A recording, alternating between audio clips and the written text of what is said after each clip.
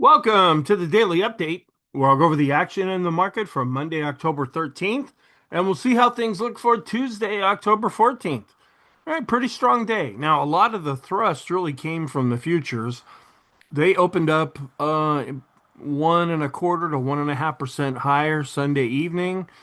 Didn't really change much off of that, and then we opened in Monday's session, went up a little bit, but really didn't gain or lose much off of that.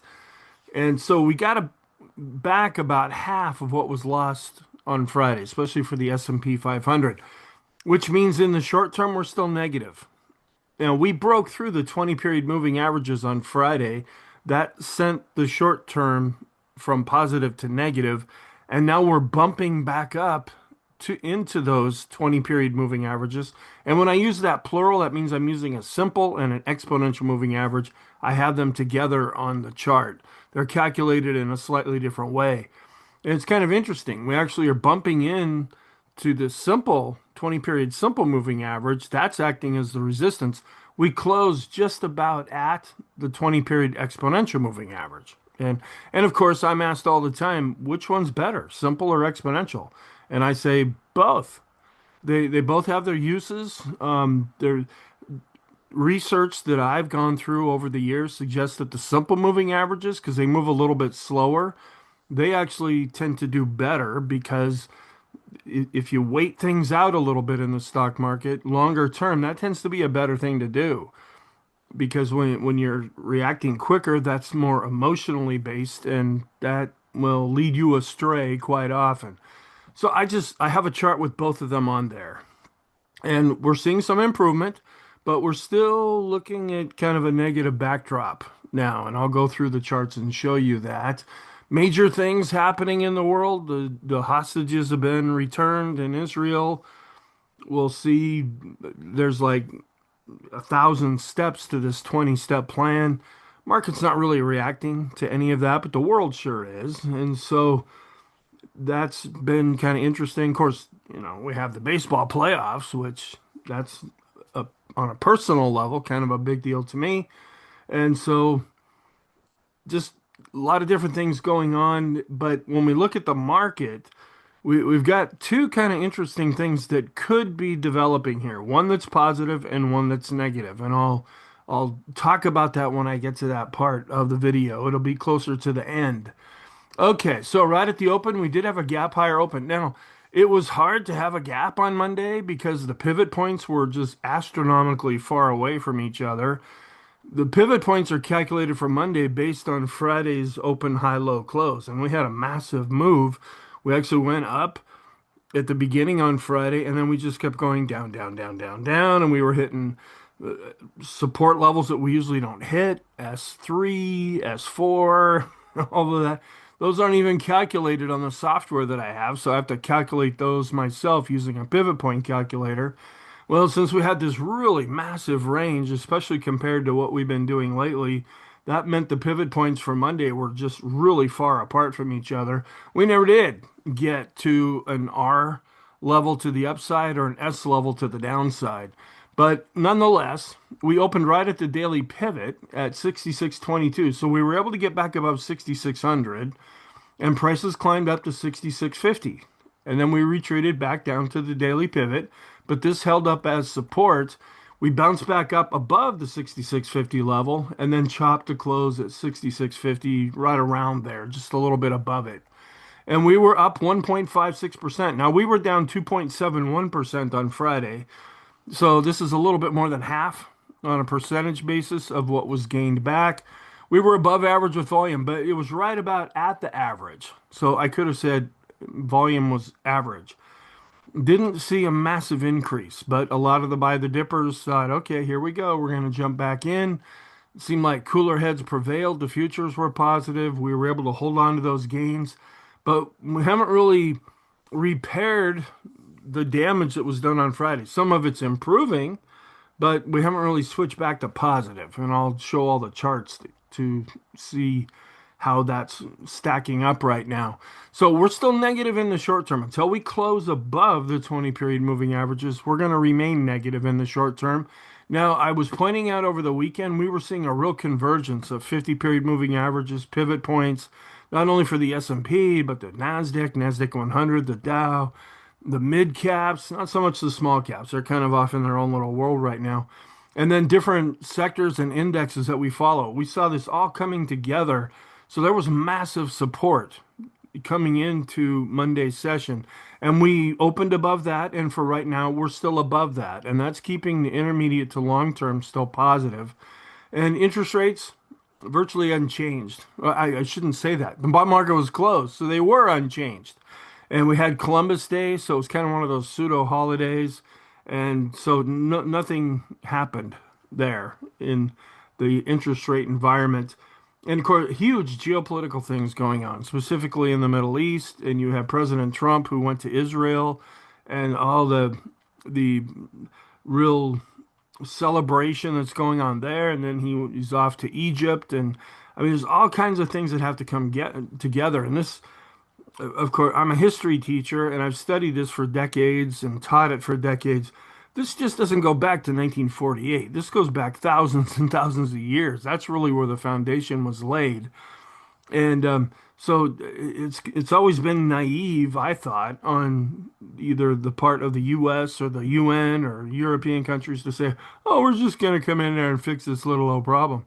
It has such a deep history, and it it's a big family feud when you really get down to it. And to think that we're just going to go in and change things and make it all better, okay, but there's still well, there's good things that are happening in all of that right now that even folks that hate the current administration and just despise Trump that are coming out and saying, wow, this is pretty cool. And they'll find things eventually to latch on to, even if they have to twist around the facts and misinterpret things to, find a way to slam him. But at least there's been a day or two or over the weekend where things have been at least a little bit more positive in that regard. But that's not actually really even impacting the market. So um, we'll just kind of see how all this plays out. Of course, it's all tenuous, and a lot of folks are apprehensive. They're wondering, is this going to be a good thing, a bad thing? All right, because it could eventually really have an impact on the stock market. But as far as, okay, peace deal set, market goes up, that wasn't the cause and effect that was happening there. So anyway, but a lot of things geopolitical that are happening right now in that whole regard. And there were some comments over the weekend also that seemed to settle the markets down, at least for right now, as it deals with the trade war between the US and China. But we're now seeing the 20-period simple moving average acting as overhead resistance. And I talked about that, and I'll show you the chart. Then about half of Friday's losses we got those back amid easing trade tensions between the U.S. and China. President Trump said, "Well, I'm going to put this 100% tariff on China now." It's like, don't worry about China. It'll all be fine. Remember, he's a negotiator. He's a businessman. He's not a politician. He does things in a completely different way that shocks the world, and that's what he's trying to do. And so, and you have folks that even if he came out and said, "I found a cure for cancer," they'd still, "Well, I'm on cancer's side then." So because some people just hate him so much and hate what he's trying to do, they want to take the opposite side of what he's trying to do, even if it's not a good side to take. And then Treasury Secretary Bessent came out and said that he's optimistic about things between the U.S. and China. And he made some statements over the weekend that he expects Trump to go ahead and meet with President Xi. That was one of the things that Trump said on Friday. "Oh, I'm not going to meet with the guy." Well, they're probably going to go ahead and meet with each other anyway. So what this did in the markets, where we saw a broad-based sell-off on Friday, we saw a broad-based advance on Monday, but not enough to repair all the damage that was done on Friday. With tech, semis, small caps, mid caps, they all did pretty well. In fact, these areas actually outperformed. And then the VIX is back below 20. We're at 19.03 now. We had climbed above that after the close on Friday. Now we're back down below that. And 20 is the dividing line. If you've watched these videos for very long, I haven't updated the chart in a while, but there's research that I show that we have negative annualized returns when the VIX is above 20, and we have positive annualized returns when we're below 20.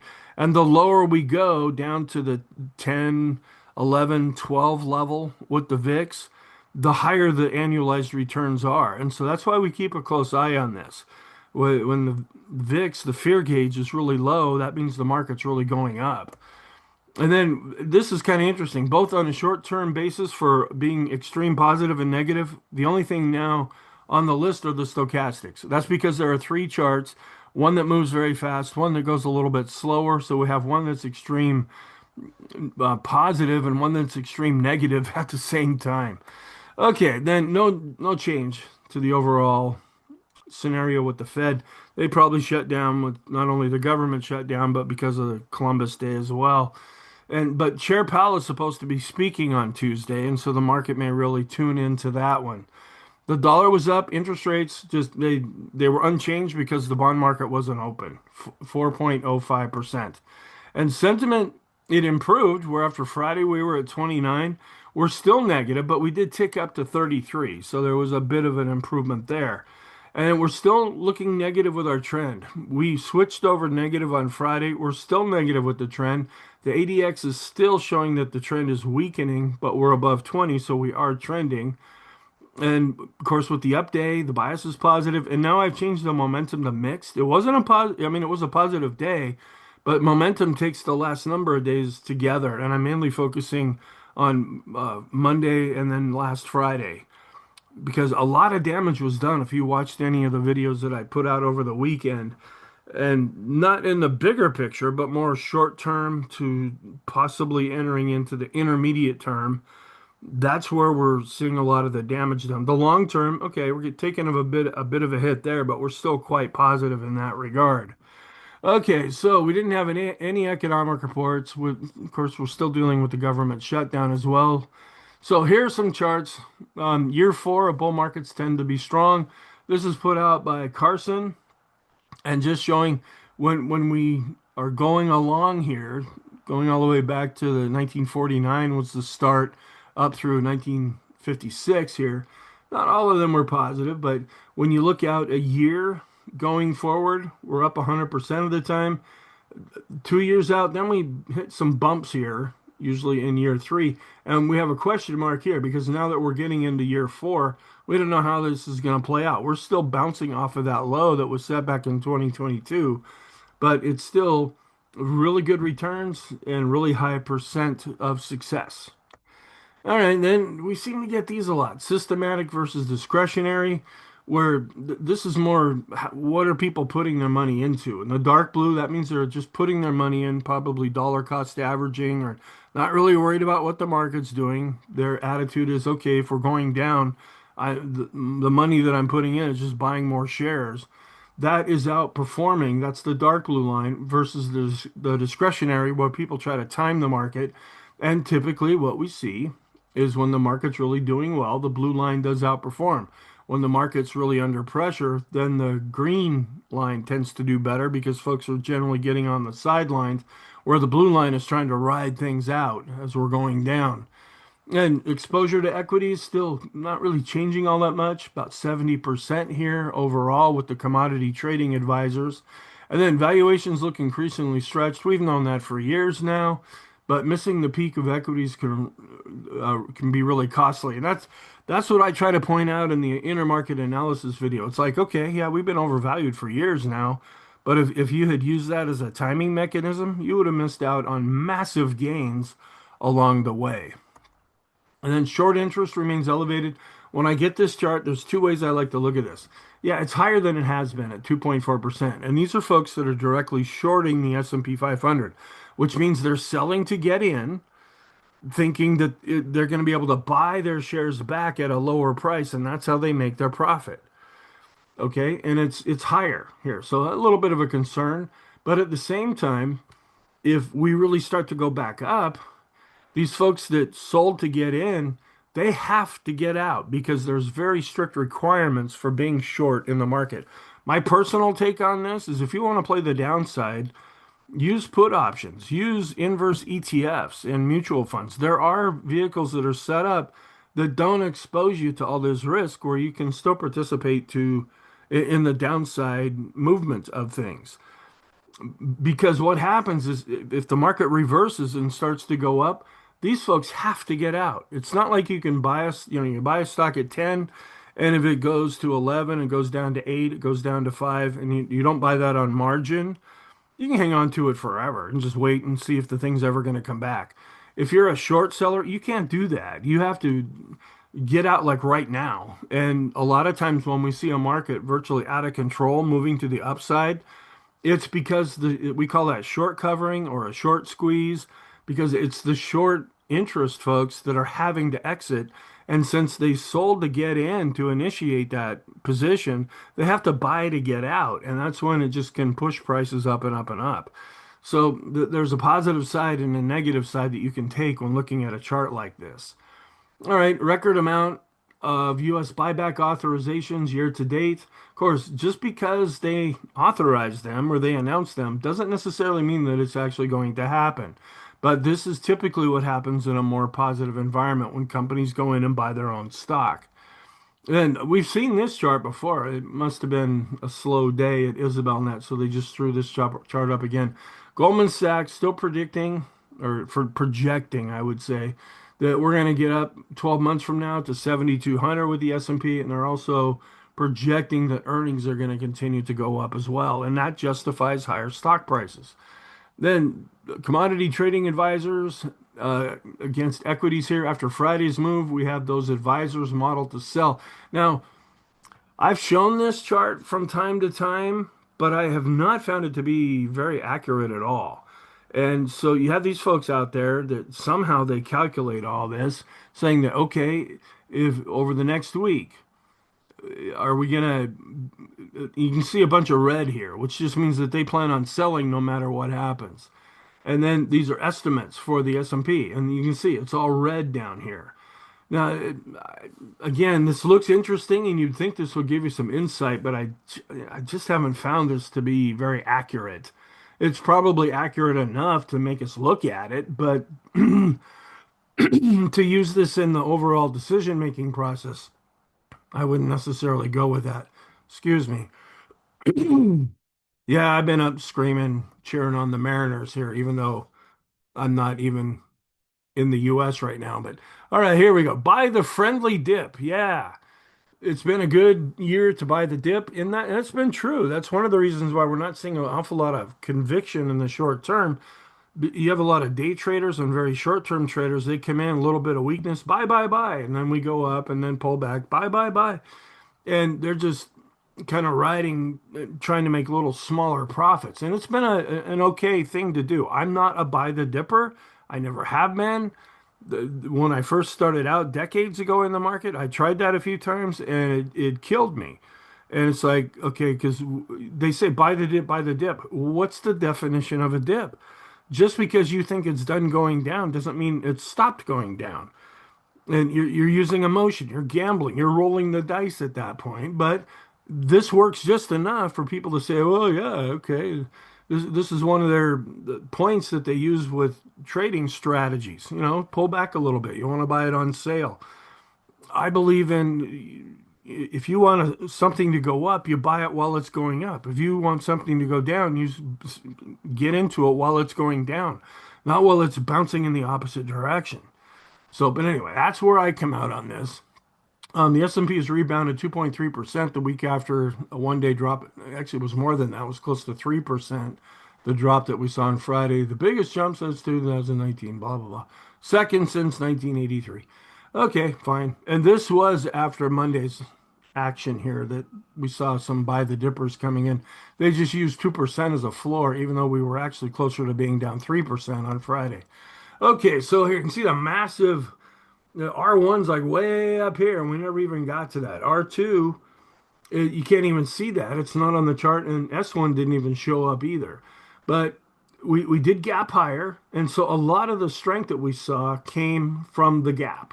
Now, we did close up here. Here's the open, and here's the close over here. So there was a little bit of an upward move, but not a great, huge move. But we did open right at the daily pivot. We went up to 66.50. We came back down to the daily pivot. Then we got above 66.50, chopped around, dropped down, came back up, and closed above 66.50. So not a lot of intraday conviction here. It still looks good. I mean, the close was higher than the open, but as I said, most of the gains came from the gap. And then here we're actually down a little bit in the initial overnight session. We'll have to see as things play out, how's Europe going to react, and then ultimately the U.S. session here. But you see, this was the big sell-off on Friday, and then we immediately gapped up here when the futures opened Sunday evening, and then we were coming down a little bit, but then we saw some strength going on later in the session. So a little bit of an improvement here, but you could still make a case if you go back to the beginning of August that here we're setting a very loose definition of higher lows along the way, but we're not setting higher highs at least yet with this chart. When we look at large cap growth to value, we have to go back and take out these previous highs because we had spent, excuse me, we had spent a lot of early October just kind of chopping along sideways when we look at growth versus value intraday. All right, and then an improvement here, but we haven't broken out of this sideways range that we've been in with S&P growth to value. But growth was up. It got hammered on Friday. Well, it got loved on Monday, up 2.11% there. Where value was up, but up quite a bit less. They were about even with the mid caps, and growth was actually up less for the small caps. So we are seeing some improvement with our small cap growth to value ratio. This is looking better, but we're just getting back to the high end of the range with this overall ratio. And a bit of an improvement. This is actually one of the stronger looking ones when we look at mid cap growth to value. But you can see the index just kind of blah, blah, blah, sideways. And then, of course, it drops off. It did come back a little bit in Monday's session. And we're back to looking a little more positive, but not much here with the S&P growth to value. We're back above the 50-period moving average. Longer term, this is still in an uptrend, but right at the beginning of August is when we saw this ratio starting to show more of a defensive posture, but not turning negative. And we've been dancing around underneath the 50-day moving average since then. We want this ratio to go back up, take out this previous high for it to look more positive. And we're back up to the high end of the rainbow with this growth to value ratio. A bit of an improvement, but still below the 50-day moving average with discretionary to staples with that ratio. So we're still below the moving average with the ADX. That's the black line. We're below the moving average. Now, even though the red line came down, the green line went down too in the short term. So we're still more negative. With the green line, excuse me, with the red line above the green line, that's why we're saying we're negative in the short term. We're also still negative in the intermediate term. The red line is still above the green line here, and we're seeing the ADX rolling over below its moving average, suggesting a weakening trend. But it's still a trend because we're above this blue line, which is 20. And we did really drop off with volume. We were right at average here with the volume in Monday's session. So it would have been nice to see more of an upward move on an increase in volume. And it's a bit of a warning sign that we didn't see volume really pick up because like everybody was freaking out on Friday because that really caught the markets off guard. And if they're really buying the dip and really going to drive this back up, we would like to see volume pick up. It's right about on the black line. That's why you're not seeing anything registering here. Now, sentiment, this is weekly and it's longer term, or I like to look at sentiment more often. That's why I use the fear and greed index put up by CNN Money. We're still up into the positive area. They call it greed. I call it positive, where we're more neutral right now and actually switching down to negative, which they call fear here when we look at the CNN gauge. And still just a little bit above zero with the Goldman Sachs sentiment. Now, this came out over the weekend here, but folks are looking a little bit better.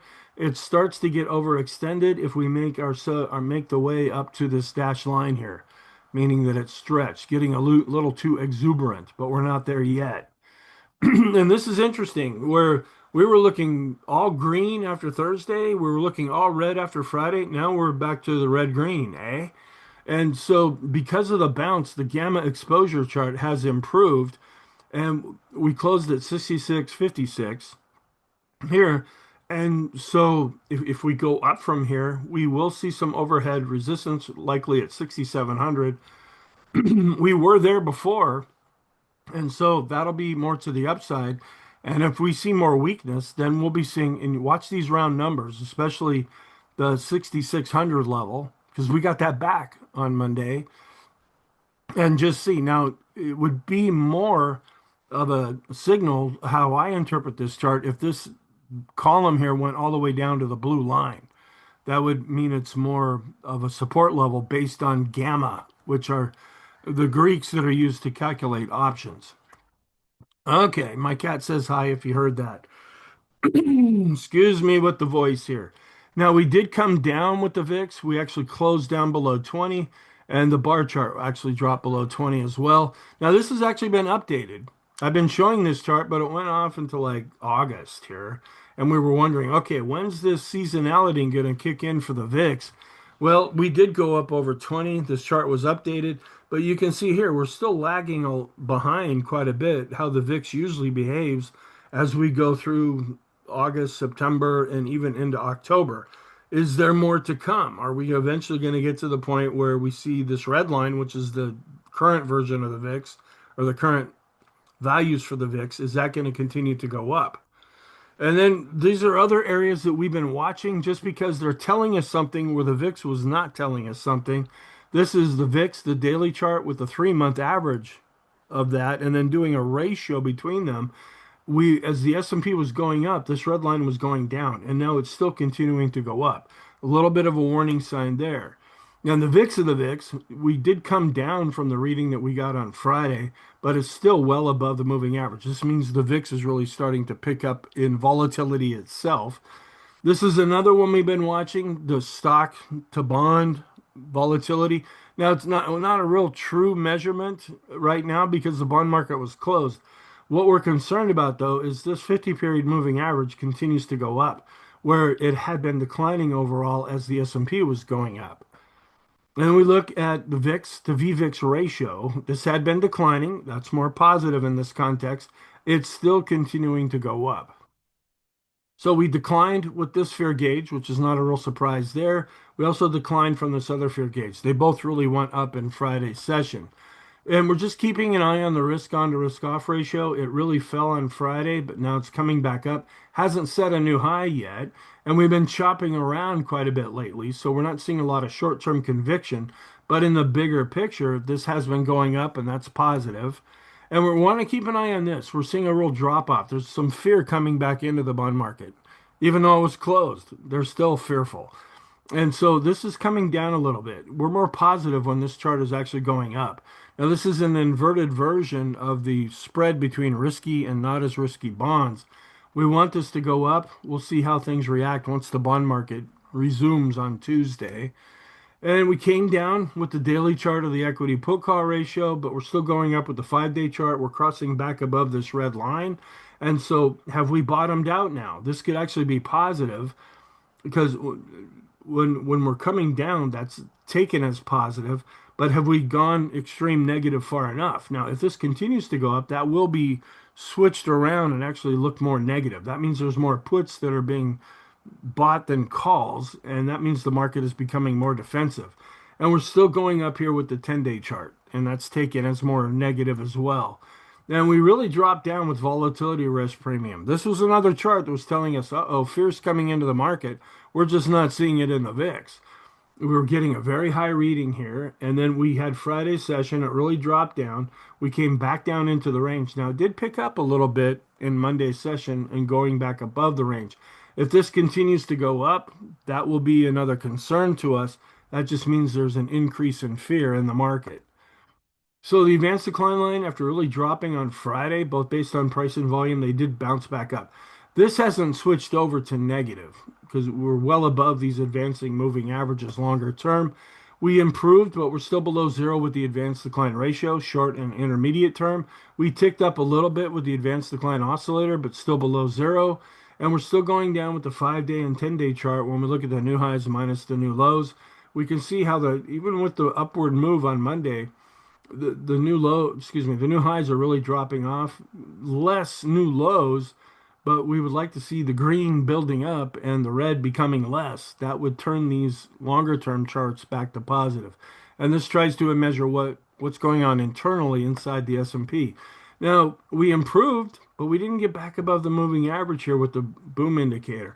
Bigger picture, we're positive with accumulation distribution, and that's quite often we never really go negative. Even when we were going down back in March and into April, we didn't spend a lot of time below this red line. That's why sometimes it's better to focus on the shorter term. This moves quicker, and it really dropped down in Monday's session, but it hasn't come back above the moving average yet.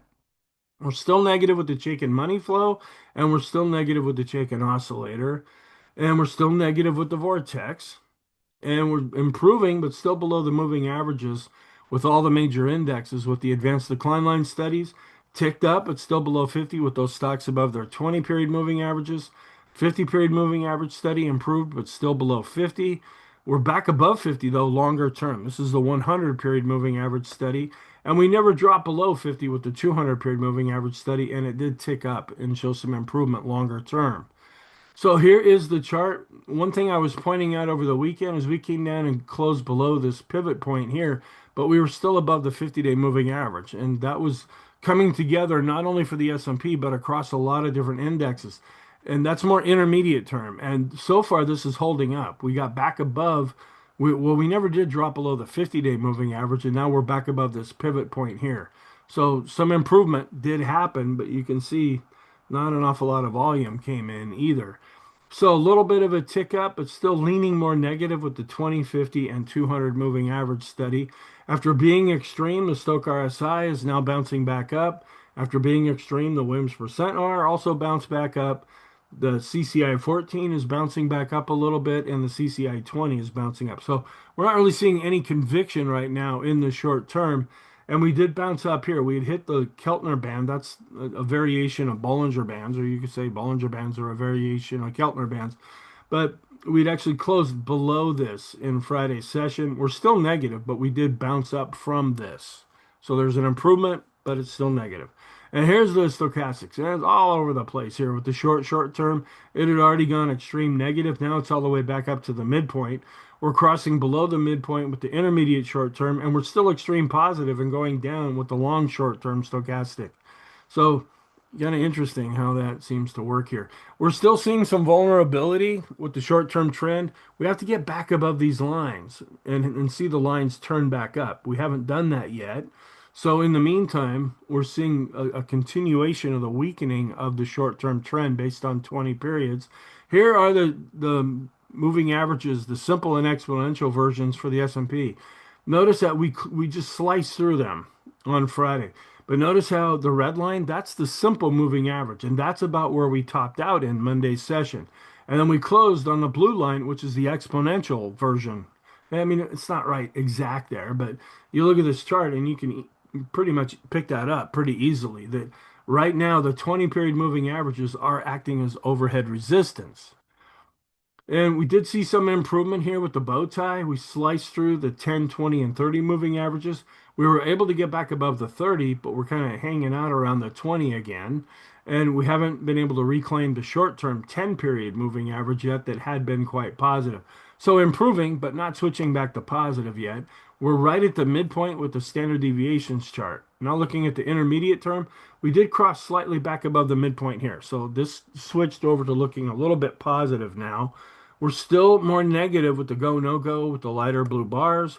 We're at the midpoint here with the highest high, lowest low value chart. When we're on day 114 of the Landry Light, it still has us in a longer term uptrend. Proper order, day 108 with a longer term uptrend. We're still seeing weakness with the TTM squeeze. It's been going down even as the S&P was going up. And the upward move that we saw on Monday didn't really change this overall. And we're still below zero with the ease of movement, which we've been just kind of hovering right above zero for most of 2025. Now we're dropping a little bit further below zero. And we're coming down a little bit after being extreme positive with the Arun indicator. We improved, but we're still above zero with the S&P McClellan oscillator. So we're going down with the summation index based on price and volume. Improved, but still negative with the NYSE McClellan oscillator. So we're declining based on price and volume for the NYSE summation indexes there.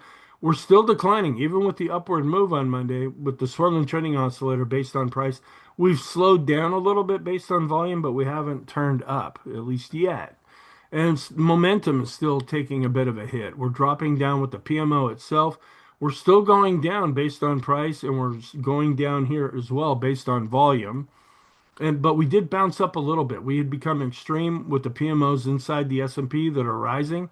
That had come down to 19 here. We bounced up from that, but we're still declining with the buy signal, and we're still declining with the PMOs that are above zero. And still negative with the Elder's Impulse system and negative with the parabolic SAR.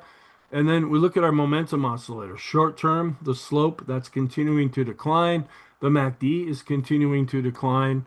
And so we're declining in the short, intermediate, and we're starting to roll over now with the longer term momentum oscillators, and we're negative with the Copic curve.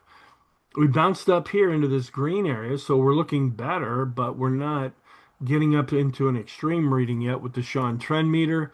We bounced up above 50 with the money flow, and we're still below 50 with the ultimate oscillator, still above the moving average with on balance volume. We did get back above 50 here with the intermediate term RSI, and we haven't spent very much time below this 50 level, going back to where we were coming up out of the lows last spring. And we are coming up and showing some improvement, but we haven't quite crossed back above 50 with the short-term RSI. But we're not extreme negative as we were after Friday. And we're still declining here. Even with the update, the bullish percent index is still continuing to go down. And we're also declining for the most part now with the NYSE bullish percent index, but it did tick up slightly. And we're still declining with the NASDAQ 100 bullish percent index. Now we look at the intermediate term trend, starting to show some more vulnerability here. The red line and blue line are starting to roll over because price is below both of those. We need to get back above these lines to show some strength in the intermediate term trend. So we're below the 20 period moving averages, but we're still above the 50 period moving averages for right now. And we came almost down to this orange line with this anchored weighted moving average marked to the low set back in August. We didn't quite get to that, and that's pretty much lining up with the 50 period moving average there. So far, this shorter term support level is holding on this chart. Anyways, this praying bottom fisher that's just saying buy, buy, buy, but it's not being confirmed by anything else. And we're coming back up with the little mini rainbow here. We sliced through it on Friday. This is a 20 period simple moving average of the open, high, low, close. And this is quite often an area of support where we're going up and we pull back. Well, now we're coming back up into the rainbow and we're not breaking out above it, but we are showing some improvement there. And we're still looking okay with the weekly chart. We're still above this R1 pivot point. If we really start screaming down here, we're going to be watching this pivot point level. And then we're still looking more negative though with the Heiken Ashi. We're red, that's negative, but now we're pointing up, which is more positive. So it's negative but positive bias here with the Kegi chart. And we still are looking negative with the Renko chart, and we're still negative with the three-line break chart. And a little bit of a bounce up with the 150 and 200 moving average steady here. So, and when I did the weekend videos, it had all these except for the mid caps as green. I think they didn't update it yet. They were taking some time off. Perish the thought of taking a weekend here, but we're negative across all the different indexes in the short term. Still positive in the intermediate and long term. And bonds, even though they were closed on Monday, were positive on all time frames. Commodities are now seeing a bit of a hit in the short term, where the dollar is in a short term uptrend as well. We're keeping an eye on the dollar.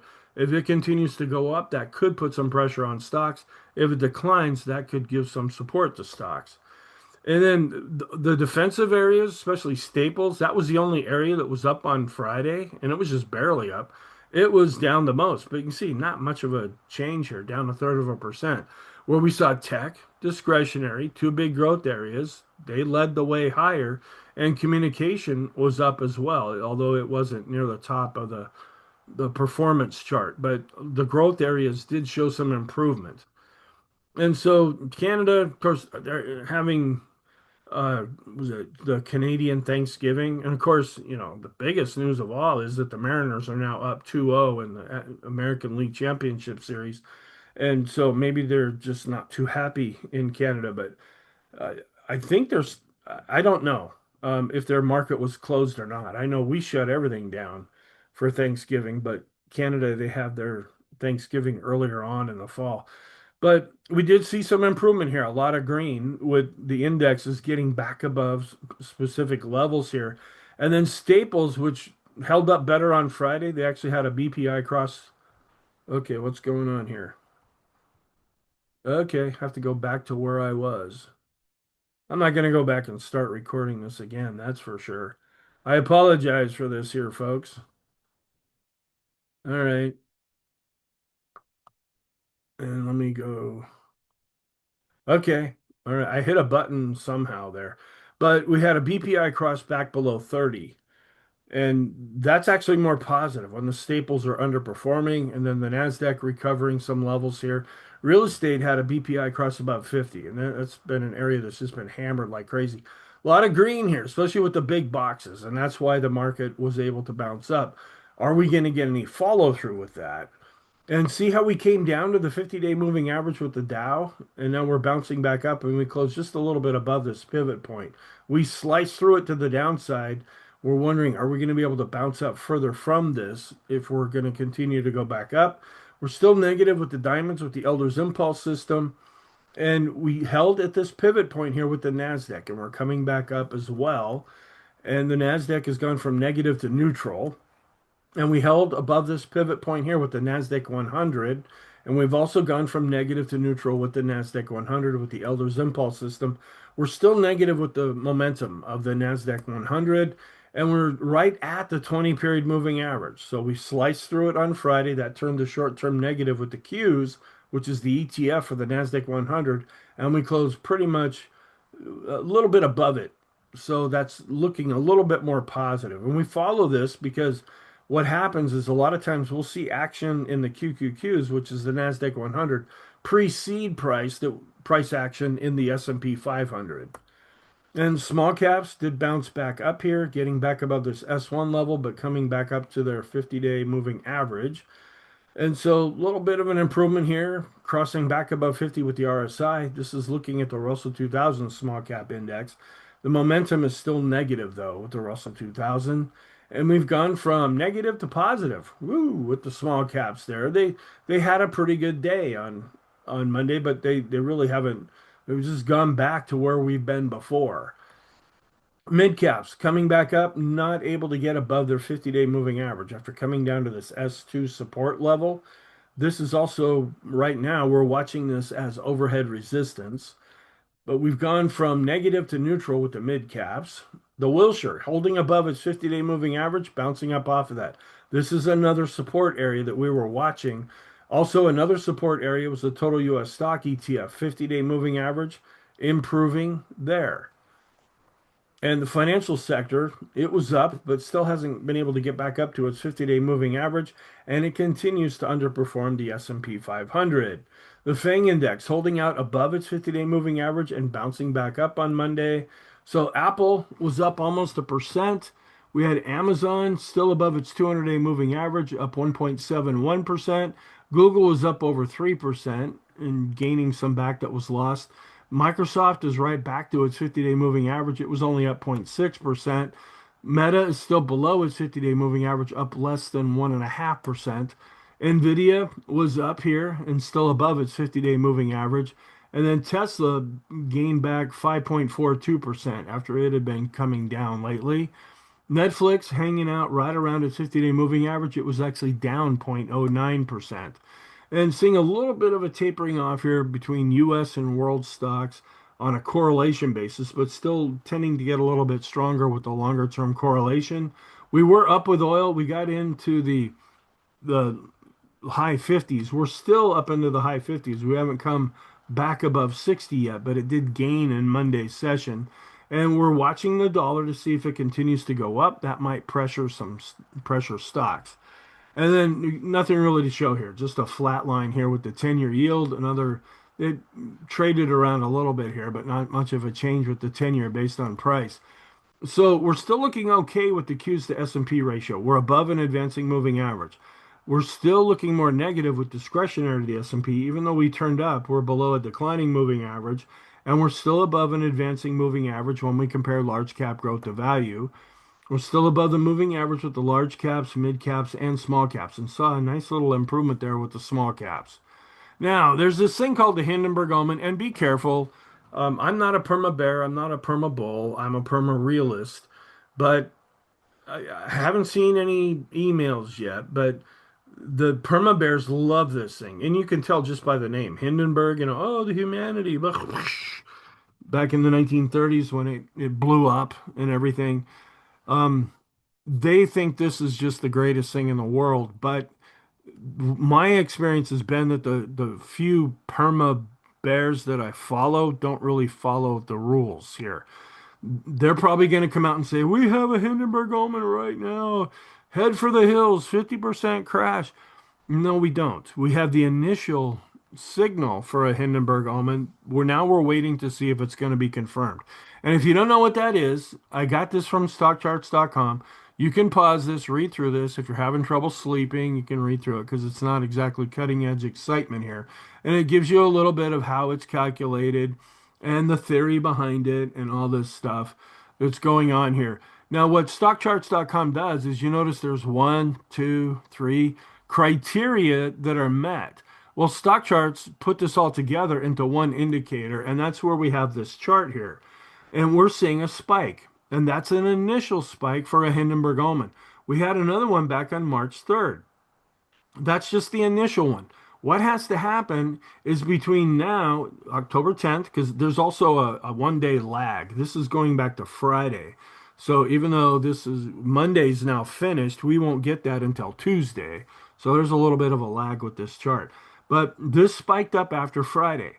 Now between October 10th, Friday, and November 7th, that's 20 trading days from now, not calendar days, but trading days. We have to see another spike. That's when the Hindenburg Omen will be confirmed. And if you have a perma bear that you listen to and they're saying, "Oh, Hindenburg, Hindenburg, head for the hills," it's not confirmed yet. So they like to jump on these things right when they happen. And because if we just pick one of these spikes, the accuracy is terrible. So like 20% of the time it's right. Now, just to show you, if you go back, right, in 2020, we had a bunch of these signals. This is confirmation after confirmation, and then boom, this was the COVID crash right after that. And we were coming up out of that, and then things were going really well until the end of 2021. We got a bunch of signals again, and then look what happened after that. But then we've seen some spikes along the way here that were more isolated, and so they weren't confirmed. And so the market really didn't follow that. And we had another one back in March. We have another one right now. It won't really matter unless we see another one of these between now and November 7th. So don't let a perma bear tell you that we have a Hindenburg signal that's on the books. It's not there. We're just watching it for right now. Now, this is the negative thing that is developing for the time being. Now, we also have a potential positive thing, a Zwag NYC breadth thrust. So, where the Hindenburg Omen, that's doom and gloom, all the humanity. This is like, okay, things could start to get really good here. This is Marty Zwag, who's since passed away. His son, Jason, I want to say, is kind of picked up in his father's footsteps. Is one of the very first books that I read about the markets. Classic book, but a bit outdated now from the graphics and charts and things. But he did a lot of studying decades ago and came up with this thing called a Zwag NYC breadth thrust. And we've dropped down below this blue line. That's the initial part. It's not a signal yet. What we're waiting for is we need this to eventually stop going down. And then within 10 trading days, just scream back up to this red line right here. And that's, uh, I have the date later on in October. Okay. But you can see other times when we had a Zwag NYC breadth thrust, the results, at least over the last few years, have been quite positive. We had one back in 2023. We came down, went extreme, and then boom, had this thrust up. You can see what the S&P did after that. Then we had another one back in later in 2023. We hit a bottom, came up out of that, and you can see how the S&P performed. Now, we kind of went along without any there for a while. We had some readings here, but they didn't meet the criteria for a ZWAG NYC breadth thrust. Then, when we were screaming to the downside in April, we hit an extreme negative reading, and then we were coming up out of that, and boom, we're still working on that one. These last a year into the future, at least based on the research that I've done. So this is still in the background. Well, we might be getting ready to see another one. It's not there yet. We have to go from this extreme reading all the way up to this red line again over the next 10 trading days. Then that would be another ZWAG NYC breadth thrust. So if you're listening to the Perma Bulls, and they say, we have a ZWAG NYC breadth. Don't believe them. We have an unconfirmed Hindenburg Omen and an unconfirmed ZWAG NYC breadth thrust. This is seen as quite positive, where the Hindenburg is seen as quite negative. And now we'll just be watching this to see how it plays out. And this is another one here. There's when or ZWAG breadth thrust setup days, and this kind of gives you the theory behind it. I just like it when I can look at a chart and it does all that for us here. And it's a very rare event, but we've only seen the initial signal for right now. All right, so what's the outlook? We're starting to come into earnings season now. We're gonna on Tuesday we have Goldman Sachs, JP Morgan, Citigroup. They're going to be reporting earnings, and these are the big banks, and that could help set the tone. And then we're still negative in the short term, we're positive in the intermediate and long term, and we're still below that 20 period moving average level of support. And the only thing that's coming out is Chair Powell's going to say some stuff, and we'll see what the market thinks about that. Because the government shutdown is continuing, massive geopolitical things going on. We'll see if it impacts the market. So all this stuff, we don't know if any of this is going to come out. We're supposed to get CPI on Wednesday, PPI on Thursday, retail sales. We don't know what reports are going to come out, if the government's going to stop being shut down or not. All right, and then this also, and they bumped this out again to seeing the employment report coming out this Friday. They keep kicking the can down the road with this particular calendar. Now, seasonally, we're positive for the Dow for October 14th and neutral to positive with the S&P and NASDAQ. So not much of an edge there. But when you look at the green dash line, we still have a couple of days left before we tend to top off with the stock traders almanac seasonality, what happens in a post-election year. This also shows more positive seasonality. Sometimes we go down in the end of October. Everyone gets scared for Halloween, and then we go up after that. And we're coming up into the middle of the month now. So we're going to be coming out of this first part of the month that's more positive. Now, the second half is positive, but it does tend to underperform, going back to 1950. Also, just marking the different blackout periods here for buybacks for companies. So we still have the smart money indicators on the negative side. We're improving, mainly just the boom indicator, but we're still negative with the chicken money flow and oscillator. The ease of movement is still below zero there. The parabolic SAR is negative. The ultimate oscillator improving, but negative. And then the McClellan oscillator and summation index, both for the S&P and NYSE, are still negative. And the momentum indicators are negative. Bullish percent index, it dropped even in Monday's session. Swollen trending oscillator is negative. The vortex is negative. And the momentum for the NASDAQ 100 is negative. And we have this unconfirmed Hindenburg Omen. And I pulled out the calendar and said, okay, this has to happen by November 7th for that to be confirmed. In the meantime, it's either unconfirmed or non-confirmed, whichever one you pick there. And on the positive side, longer term, we're still looking okay with the growth of value and discretionary to staples ratios. Shorter term, we have been seeing some weakness, but a bit of an improvement on Monday. And the bullish percent index is because they're above 50 with the NASDAQ 100 and NYSE. Money flow is still positive, the financial sector, but it's still really underperforming the S&P. And then our longer term, I go over this in the weekend. We have a daily and a weekly chart of the special K, just like the cereal. They are still positive. And we still have this great praying bottom fisher buy signal that's there. And then a non-confirmed or unconfirmed ZWAG NYC breadth thrust, October 24th, is we need to see that thrust up between October 10th and October 24th for that to be another signal. So we're on watch right now. Okay, and here are the pivot points. A lot closer to each other than what we were seeing in Monday's session here. So our conclusion, we're negative in the short term, positive in the intermediate and long term. We're still below short term support, which is now acting as resistance. And then in the short term, that's what I just said. We are still negative. Intermediate term, we're still seeing more weakness developing. We haven't switched over to positive, but we did see some improvements, and we're still above the 50 period moving averages. And then in the long term, we're not more than 10% above the 200-day simple moving average, but we are still positive longer term. Thank you. I hope you found this helpful. Have a really good day, and I will talk to you in the next video.